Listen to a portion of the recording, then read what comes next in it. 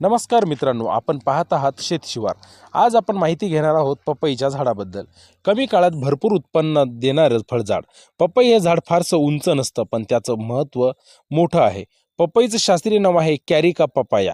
हे झाड उष्ण आणि समशीतोष्ण हवामानात चांगलं वाढतं। आपल्या भारतात जवळपास सर्व राज्यात पपईची लागवड केली जाते। पपईचं झाड 6 ते 10 फूट उंच वाढतं। याचं खोड मऊ आणि पोकळ असतं, तर पानं मोठी, खोल कापांची आणि वरच्या बाजूला गुच्छात असतात। विशेष म्हणजे पपईचं झाड लागवडीनंतर 8 ते 10 महिन्यात फळ द्यायला सुरुवात करतं। पपईच्या फळाचं आरोग्यदायी महत्त्व खूप मोठं आहे।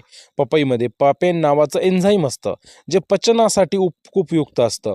पिकलेली पपई बद्धकोष्ठतेवर फायदेशीर ठरते, तर कच्ची पपई भाजीत वापरली जाते। शेतीच्या दृष्टीने पाहिलं तर पपई हे कमी खर्चात जास्त उत्पन्न देणारं पीक आहे।